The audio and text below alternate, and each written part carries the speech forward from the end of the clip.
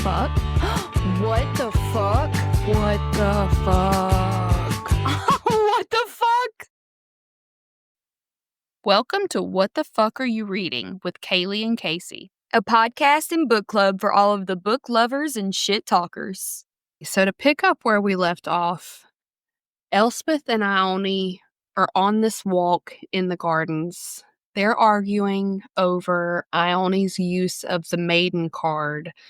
Elspeth does not want Ione to completely change who she is, which the maiden card does. Mm-hmm. It will make her hot, but a bitch. Exactly. Make her beautiful, but completely heartless, which is so opposite of who Ione is to Elspeth. Like, they have been best friends. They've been sisters. She explained her as so kind and warm forever, and so she knows that the maiden card would make her very cold. Exactly.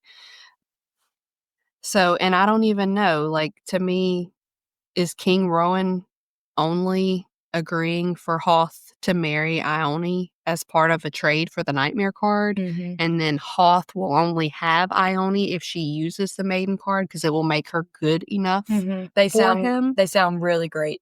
Yeah. They sound like pigs. So, but Ione is completely insistent that she's going to make her own choices.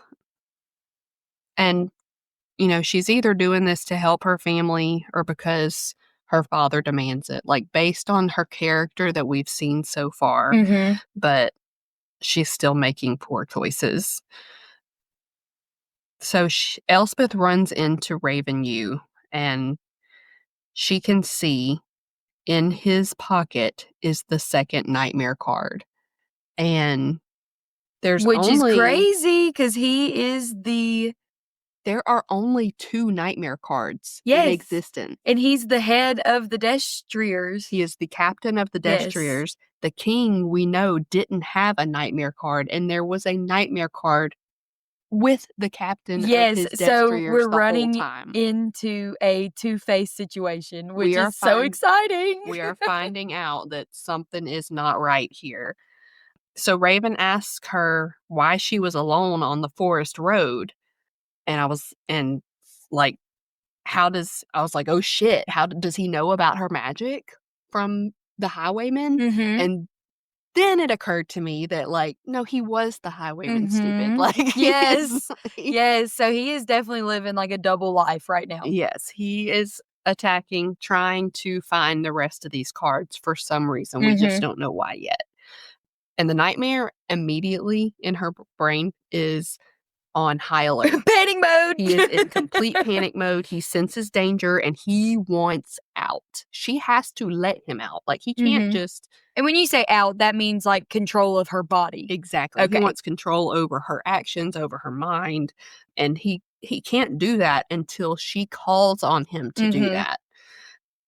But then it seems like every time she does that, he gains a little bit more control. So it is my fear that he's taking her piece by piece. At some point, she is no longer going to be in control.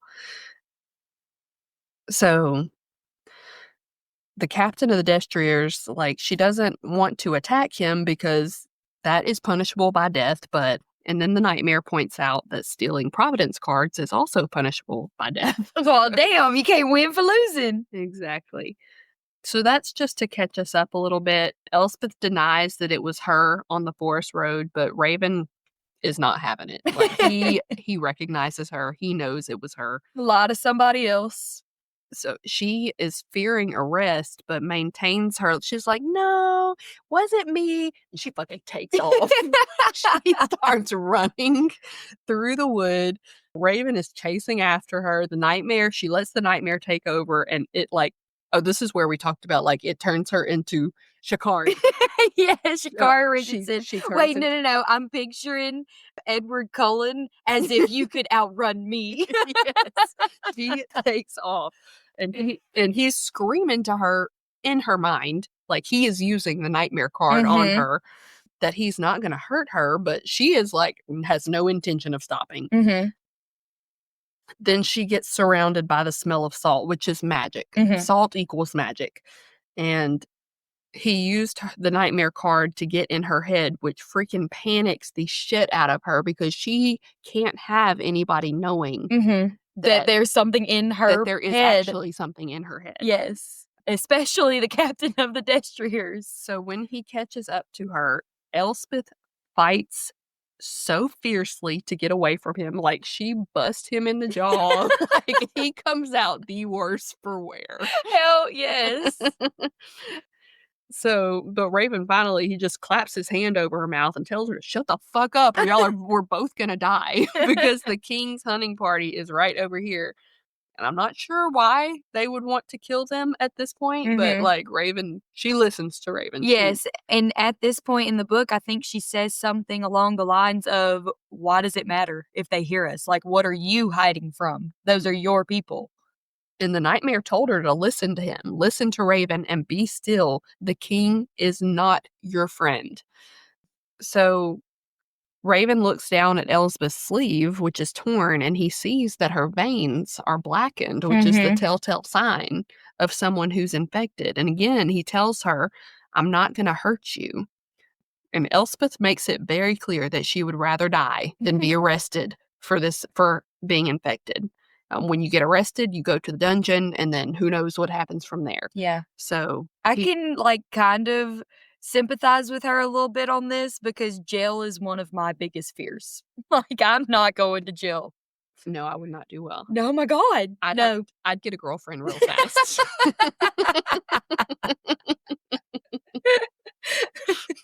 Sure, Mom loves that. I'll be somebody's bitch so fast. So he tells her that he's not going to arrest her, and I don't really know, like, what his end game is at this point. Like, why is he willing to help her?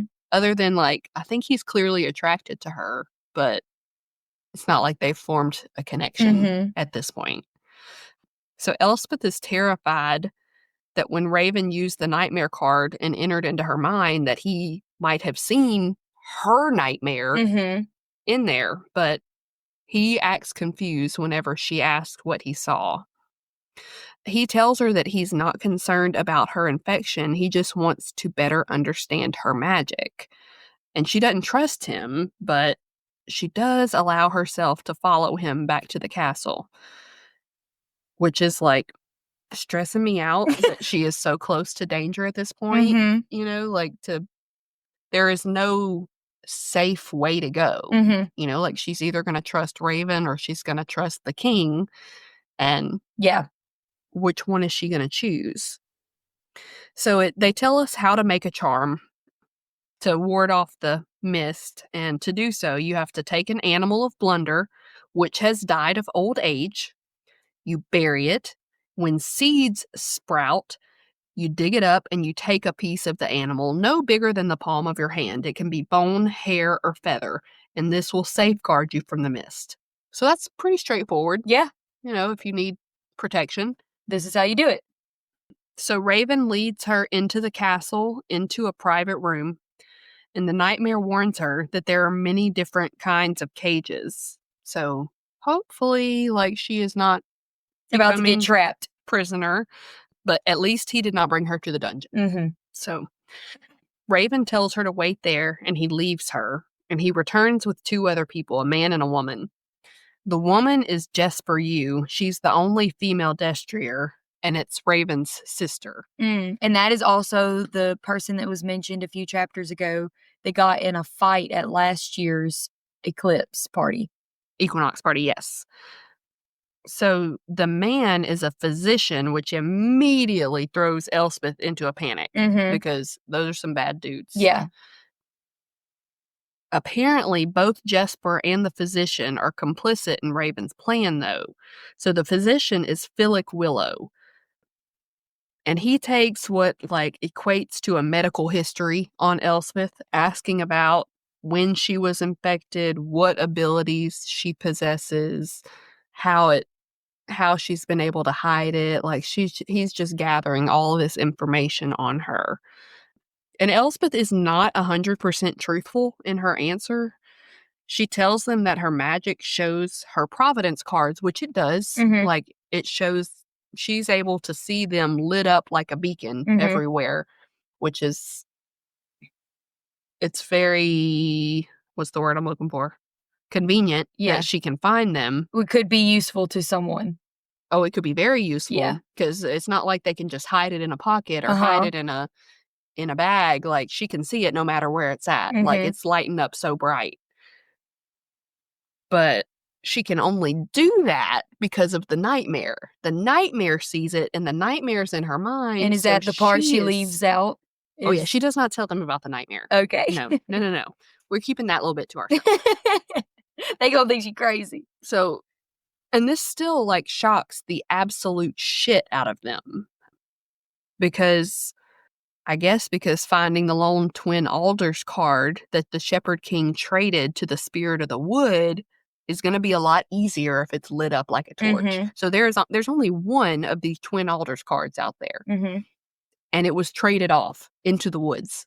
So, like, it's like a needle in a haystack. Yeah, literally. How are you going to find that?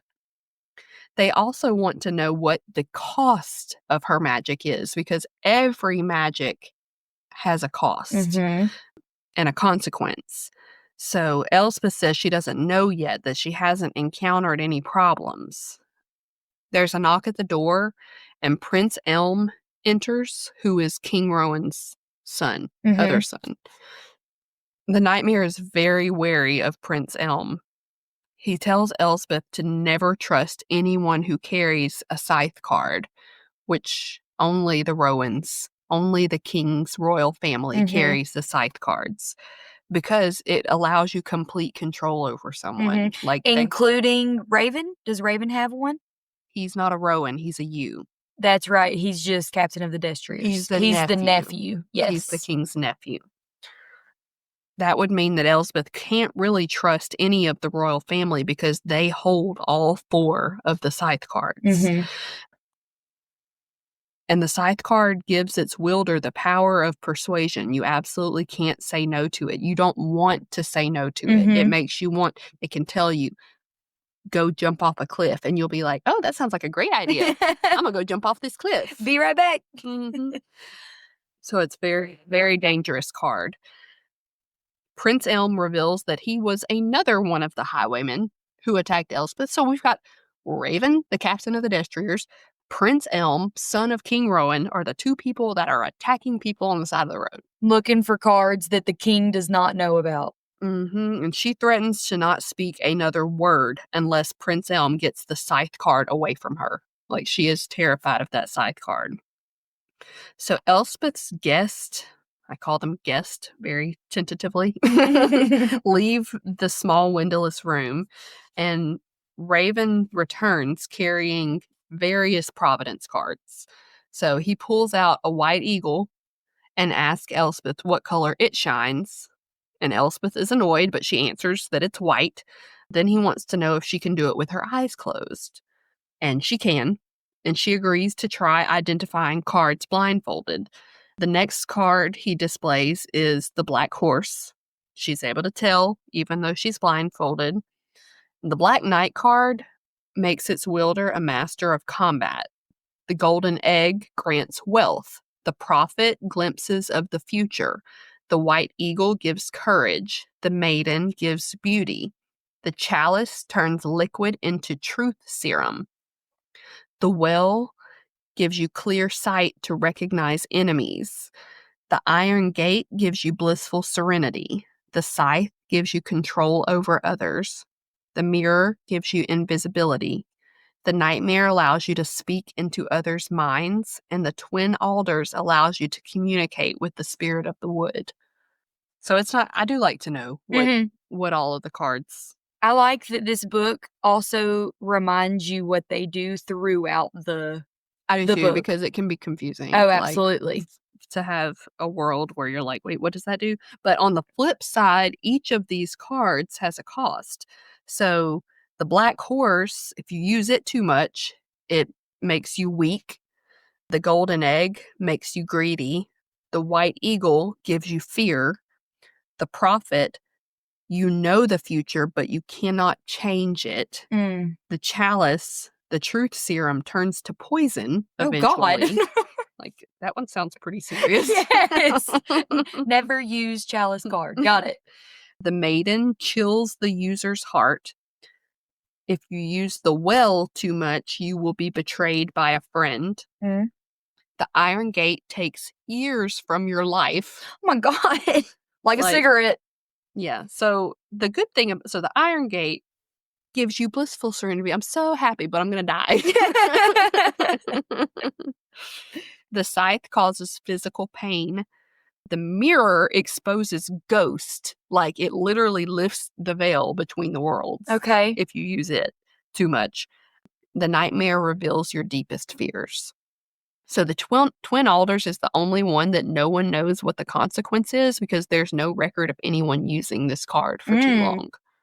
So after testing Elspeth blindfolded, Raven asks how many people know about her infection.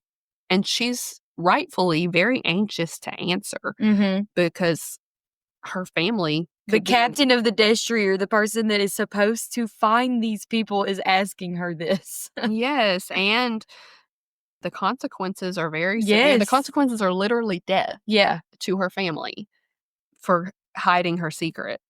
But Raven doesn't seem to have malicious intent. You know what she should have said? She should have said, my stepmother knows. She's the only one. She hid this for years.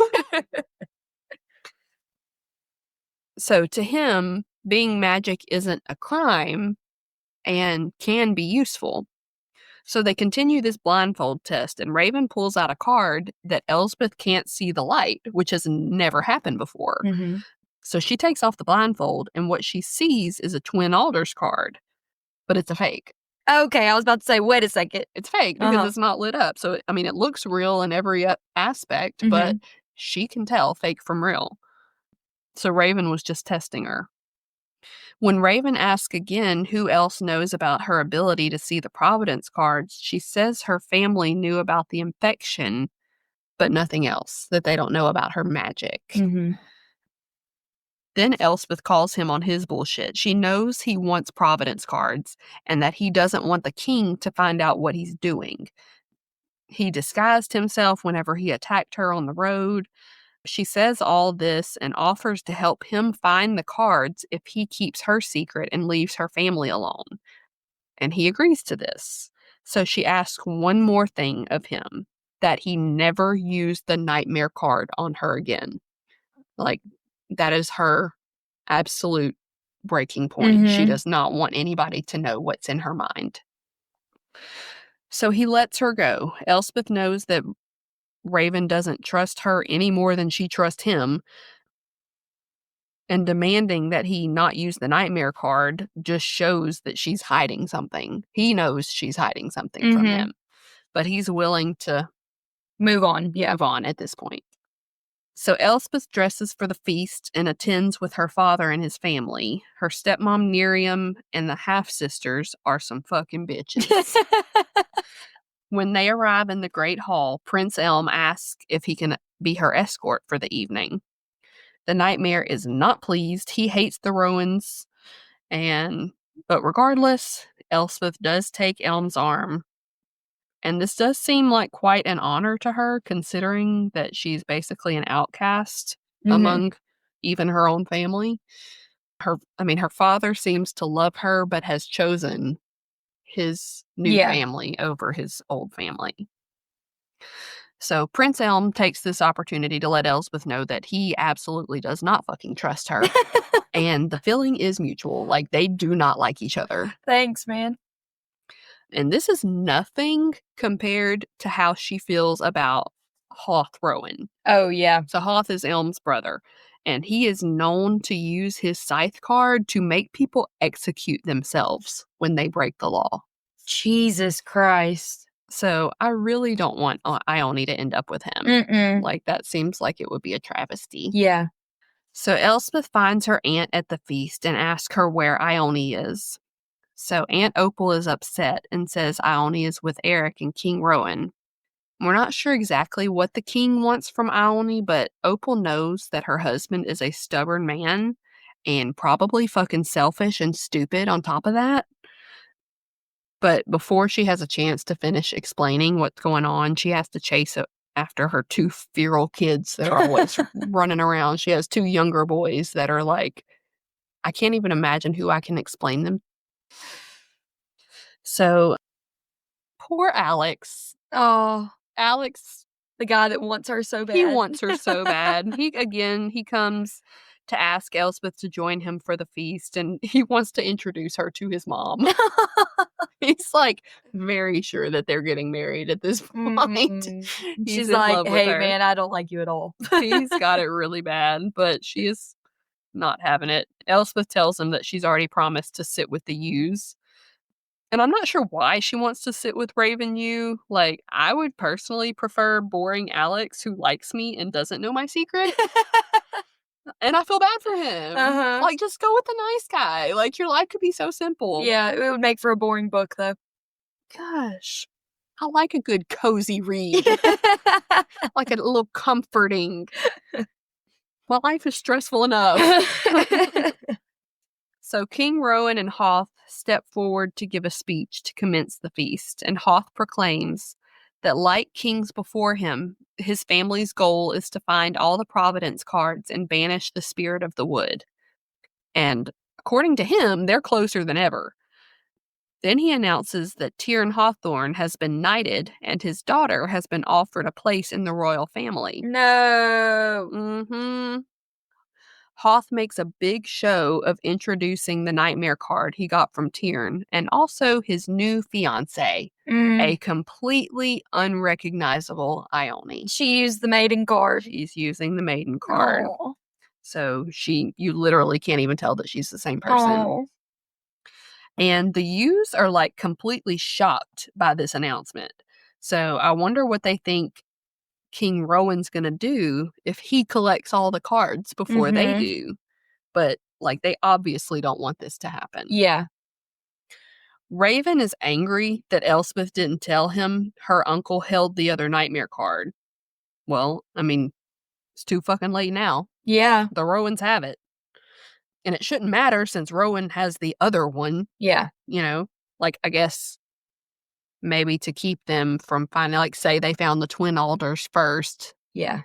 Well, even just using the nightmare card, maybe he just really doesn't want anybody to be able to do that. Yes. And the king does not know that Raven has the other card. Otherwise, I feel like he would definitely kill him for that. Yeah, absolutely. So now Elspeth is associating with the traitor on top of being secretly infected with magic. So, like, She got a lot going on. She is really complicating her life. Elspeth tells Raven that if he wants her magic, she must know the full truth about what is going on. When they leave the feast, he takes her to his chamber and calls his council by using the nightmare card to speak into their minds. And they all meet in the cellar again. Before they exit Raven's chamber, they can hear 2 men in the hallway discussing Raven's brother Emery. They say that Emery is difficult to control without a scythe card, and that his temper is out of control. One voice says that he will increase Emery's sedative, and the other voice says that if Emery causes more trouble, not to go to Raven, but to go to him instead. The voice says, whatever you do, don't let the boy touch you. It will only unnerve you. So what the fuck is that about? Okay. Is Emery infected too? That's what it sounds like. What's unnerving about his touch? So I don't know what happens whenever Emery touches Wait, people, okay, so his touch, he touched Elspeth at that dinner and said that he could see some, or whatever he said about the nightmare in her mind. that he could see So something that is, I'm starting to think that must be his, like, his magic. his infection magic side effects. Yeah. So we don't know if he's infected at this point, but it seems like he probably is. So Alvin? Alvin, Theodore, and Simon? I don't know Elvin. Elspeth asks Raven who the men are, and he tells her that they're physicians. Felix's cousin, Orith Willow. So Orith is the motherfucker who came to Elspeth's house whenever she was a kid, Mm. whenever she jumped out the window and hit her head and almost Oh, didn't make it to yeah. the woods. That's a horrible name, by the way. Orth. He's a horrible person, Orth. So she is terrified of him. Raven goes to his wardrobe of clothes. He pushes the clothes aside and he knocks on the back of it, and there's a hidden panel, and he pulls out a mirror card. So he has more cards. He's just got fucking cards everywhere. Yes. Just tucked away in the castle. I wonder if he stole all of them from random people on the road. I don't know how he has achieved them. Okay, and maybe you caught this right away, but I did not catch this right away. Okay. Elspeth is afraid to touch the mirror card, or any card for that matter, because she fucking absorbs the magic of any card she touches. Okay, so I didn't think that it was all cards, but she did say that she touched the nightmare card and now she has the nightmare in her brain. Yes. But I didn't realize it was all of the cards. Yes, it never occurred to me. I don't know what I thought, but so she can't touch any more cards. She can't use cards because she's already got a fucking nightmare living in her brain. So if she touches, she's gonna I'd take be like, on the magic. touch. I want them all. Yeah, well, she is so scared of the side effects. Mm-hmm. So she has the nightmare in her mind because she touched her uncle's nightmare card when she was a child. And she sure doesn't want to absorb the mirror because it makes you invisible. And the consequence of using it too much is that it removes the veil of the spirit world, and she don't want to have to see all the fucking ghosts and shit. Yeah, okay, I'm agreeing with her. So she refuses to use it, even for her safety. So instead, Raven uses it, and it'll look like Elspeth is wandering around the castle alone. But Elspeth is next to her. I'm sorry, Raven is next to her, invisible. So they travel through the castle, Raven unseen. On their way, she encounters the bitch Miriam, who is pissed about Elspeth leaving the feast with Raven. She is not the least bit concerned about Elspeth. She's just worried about what will happen to her and her daughters if the captain of the Destriers find out that Elspeth is infected. Little does she know. Little do she know. Miriam points out that Elspeth is just like her mother, infected. So I don't think we knew this at this point. So Elspeth's mother was infected too, according to Miriam. So this pisses Elspeth off. Like, you don't talk about somebody's fucking mama. She points out to Miriam that her father loved and still loves her mother, that he keeps his home exactly the way she left it, and still brings in Iris's, which was her mother's name, was Iris. Bitch. So they make it to the room in the cellar in which they had been in earlier that day, and there's 5 people present. So we have Jesper Yew, Elm Rowan, Billick Willow, Fenrir, and Moret Yew, which are Raven's parents. Okay. Fenrir and Moret. And Moret is King Rowan's sister. So that's how this family tree is working. Raven introduces her to the council, and they tell her that they're willing to disclose why they're seeking the Providence cards, but she first has to prove to be trustworthy. Which I'm like, yeah, that's hard. Like, how? How are we sure? Do a trick. What exactly are we? You want a pinky promise? Slice the palm of your hands and blood brothers. So what they propose to her is that they will present several Providence cards to her, and she must choose one. So they pull out a chalice, a scythe, and a nightmare. And she has to choose either control, truth serum, or the violation of her mind to prove herself trustworthy. And I can tell you right now that I think I'd have to choose the nightmare because at least she's already absorbed that one. I think touching a new card is going to be a lot more fucking risky.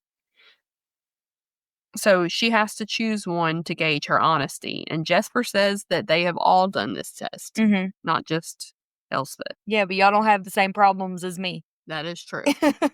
The nightmare tells her to choose the scythe. So I'm like, okay. But she doesn't actually have to touch it. Okay. I'm like, okay, so we're not going to be absorbing that. Although if I was going to absorb something, I feel like I'd like the ability to be able to tell people what to do. Wouldn't you? Yes. I have a 13-year-old son. I would love the ability to tell somebody what to do and they just automatically do it. Shit, my 18-month-old. Same. So, unlike truth serum, the scythe can't make her tell the truth. It just sways her desire to want to tell the truth, which I honestly don't see how this is any fucking different in this situation, but they do make the distinction. So, Elm begins to use the scythe on her. First, he makes her feel joy, then the desire to hurt herself. So she starts fucking slapping herself across the face. Oh my like, God. Stop hitting yourself. Stop hitting yourself. Like what a dick. He's the worst. Because, like, you can't make her do, like, a thumbs up. Yes. Or flash her tits or something. Like, make her hurt herself. So fucking rude. So Raven is getting pissed at Elm at this point and tells him to get on with it. Elm wanted to make sure that Elspeth was under the control of the card before they begin the questioning.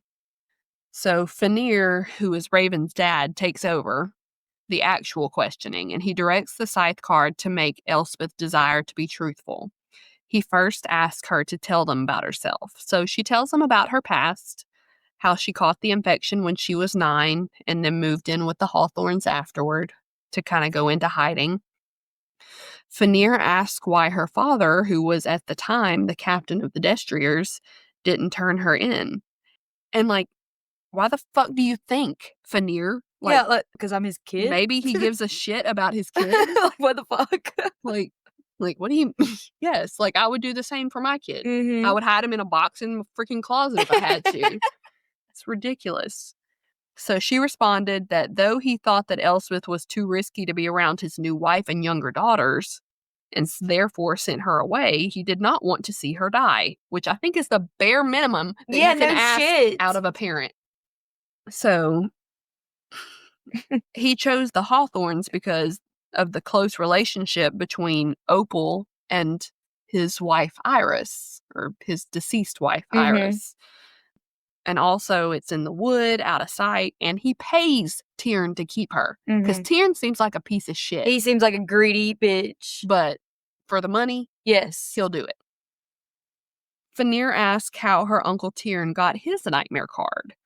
And she recalls how, as a child, he had returned with a bloodied sword, and the group is absolutely appalled to know that he has had this card for 11 years.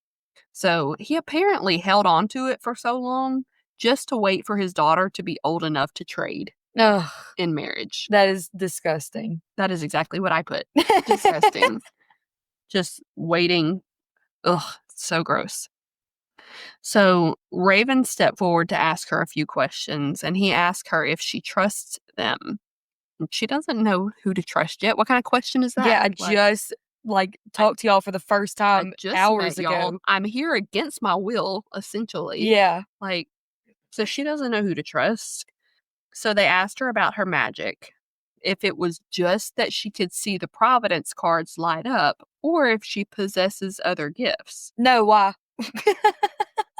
So the nightmare warns her to tread lightly, and the nightmare is able to fight the scythe card's influence and allow Elspeth to lie. So that's why the nightmare told her to choose the scythe, because he knew that he could fight that one. Okay.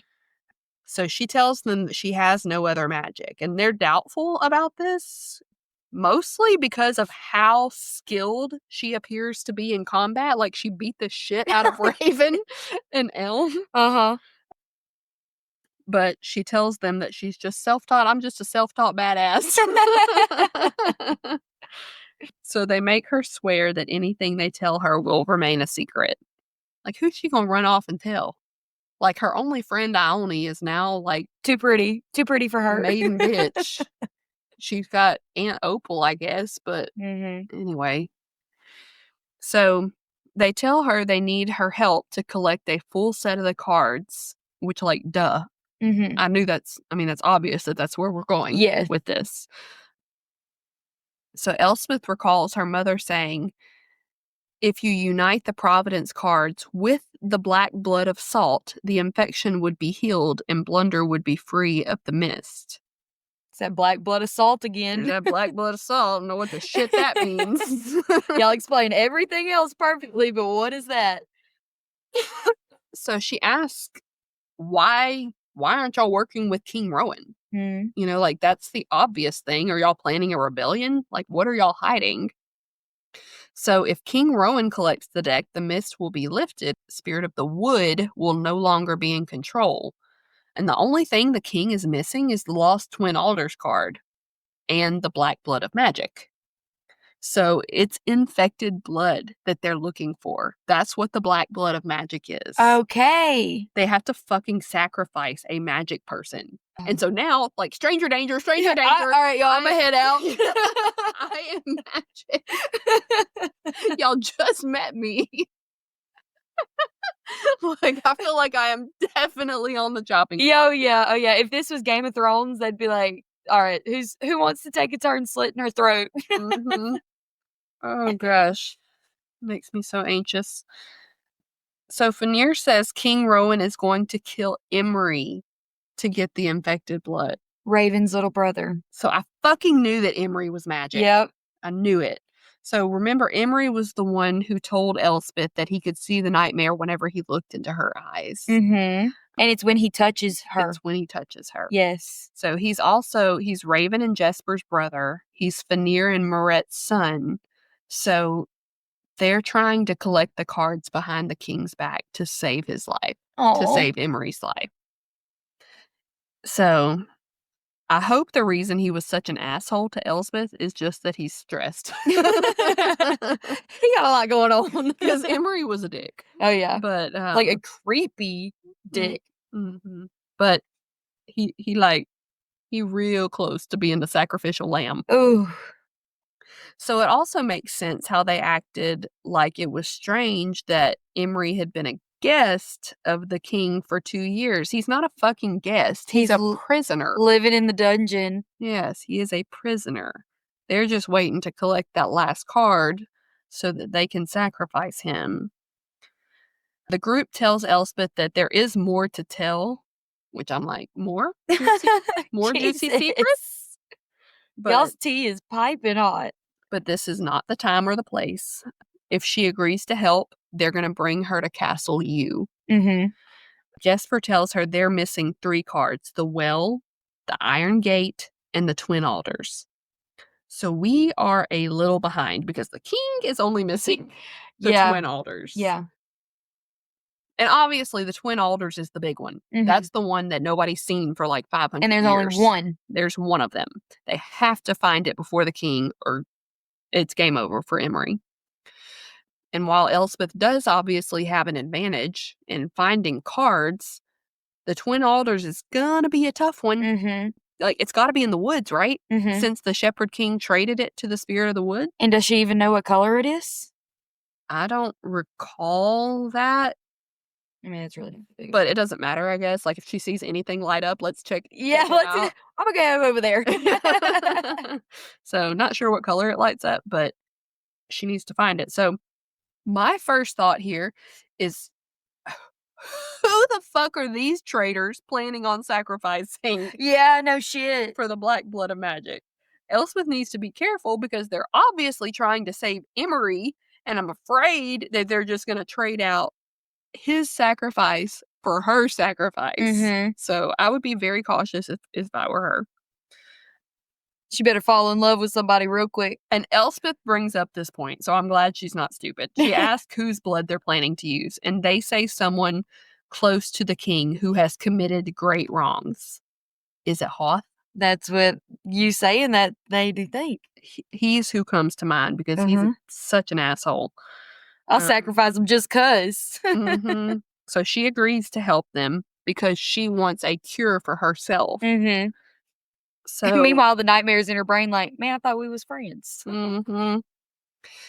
Elspeth is sent to wait outside of the cellar meeting room's door while the group discusses what's going to happen next. She asks the nightmare why he never told her the scythe card doesn't work on him. And he reveals that none of the cards work on him. So interesting.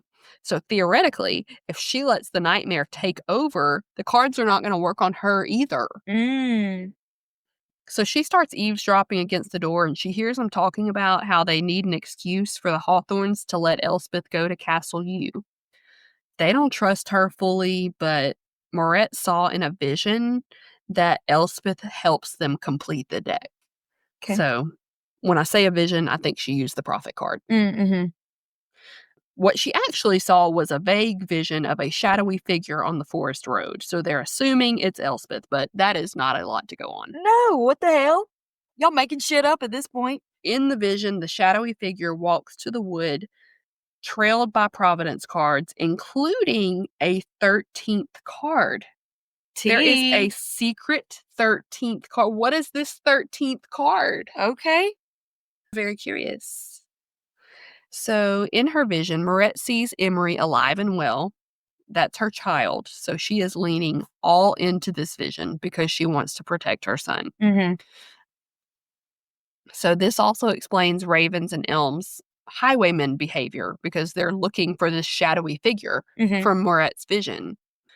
Jesper has this idea. She says that they should request that Elspeth stay at Castle U in order for Raven to court her. Oh, I'm so down for that because they explained him as a fine man. Yes. Please let this turn into a romance. I love a love story. So Raven initially says no. But they talk. No, she literally beat my ass this morning. I'm not interested. But they talk him into it. And Elspeth is still listening through the door, basically thinking, fuck you for acting like it would be so terrible to court her. What if he was like, no, y'all, she's so ugly? She's like, I kind of have a crush on him. And he's like, no.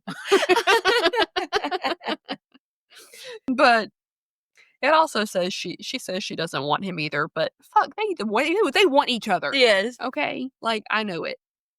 You're not following an ugly, weird man into a basement, okay? I am holding out hope that they fall in love. So Raven exits the cellar to tell Elspeth the plan, and she agrees, but asks if she'll be free to leave if she changes her mind. And he insists that she is not a prisoner, will not be a prisoner. So they decide to attend the equinox celebration briefly to be seen as this new couple before departing for Castle U. And they still have to get permission from the Hawthorns and from Elspeth's father, Eric, but that doesn't seem like it's going to be much of an issue. Then Raven tells Elspeth that he wants her to see why they're willing to risk everything and defy the king. So he takes her to see Emery. He takes her to the royal wing, where he says that Emery is kept as comfortable as possible. He says Emery is dying, and that's why the king chose him as the sacrifice. So the magic has almost killed him. Yes. Like it does to everyone. His consequence has fully set in. Oh. Yeah. To prevent. So that could be why he was kind of being creepy to her too, is because, I mean, he's not right now. Right. And I don't like the king. I'm not on the king's side, but if he is choosing to try to prevent a prolonged and painful death, then like maybe he's not all bad. I don't know, but because that doesn't sound unreasonable. Their plan is to reunite the deck by the winter solstice because Emery's magic flares with the changing of the seasons. And the Book of Alders says the cards should be joined at the darkest part of the year. And they don't think that Emery is going to survive much longer than that anyway. But when they arrive at Emery's chamber, he is not there. Oh, God. He's gone. He's off gallivanting. So I think it's safe to say that Emery has fallen under the generation. That's what they call like the side effects or whatever. Whenever it sets in the generation. So I'm not sure if that wording is exactly correct, but it's the price that you have to pay for being magic.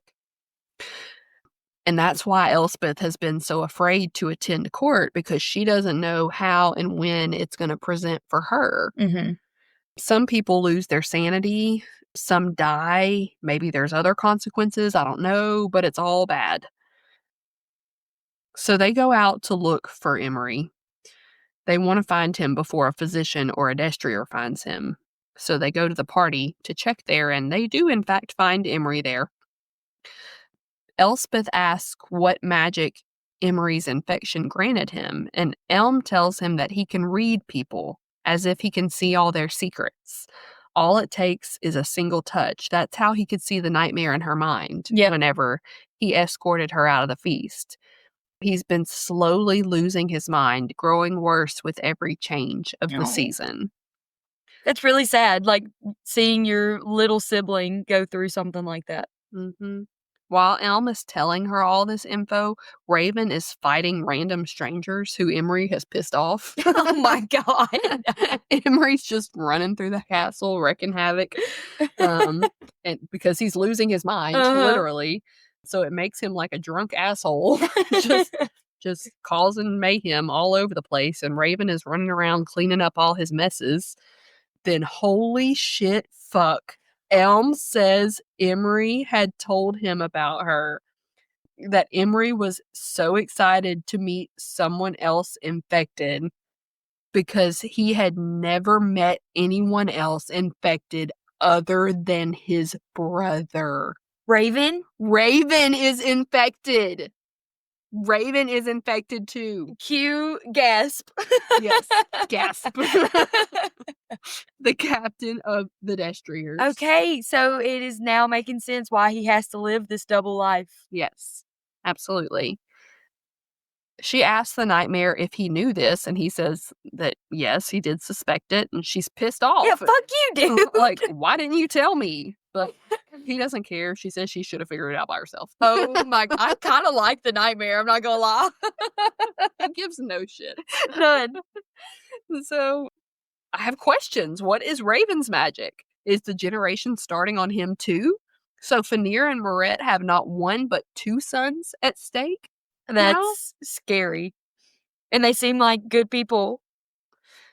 Elspeth is watching Raven from a little distance as he finishes up a fight on his brother's behalf. He beats the shit out of two men and then reaches his hand out. They each put out a white eagle card into his hand. And the second they do, the cards no longer light up. So is that his power? What the fuck does that mean? Does he quench magic? Absorb it? I don't know. So Elspeth confronts Raven about his infection, and he admits it, and he reveals that the king knows too. So the king knows that all these freaking people are freaking infected. Like his two nephews. But we're killing any motherfucker outside of the castle that's infected. Like, yeah, I want that explained to us. I'm very not okay with that. Yeah. Yeah, so the king is just hiding infected family members all over the castle, but slaughtering random children in blunder from the same crime. Maybe he's got a kink. Got it. She asks him about how he extinguished the light in those Providence cards. What is his magic? In response, he extends his hand out to her, opening his fingers.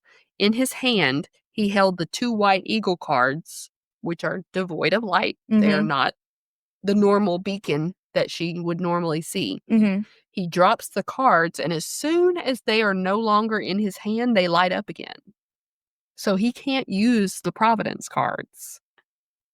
But they can't be used against him either. Oh, that's nice. Wait, so he... Not all cards? Okay. Not all of them. Especially that scythe card. Like, whew. Like, that's the one I don't want to work against me. So the only cards he can use are the mirror, the nightmare, and possibly the twin alders. Not sure because that one's been missing for 500 years. And there's more to this that we don't know yet, but he cuts her off and doesn't explain any further. Alrighty. Raven and Elspeth do not even much like each other at this point, but they hold hands to start a rumor about their courtship. And Elspeth's twin sister sees, and the news spreads like fire. End of part 1. Stop.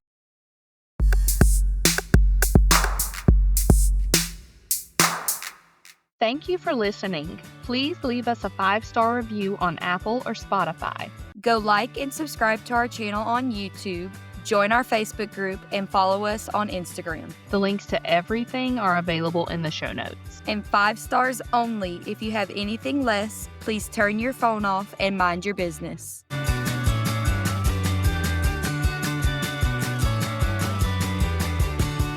Bye, fuckers.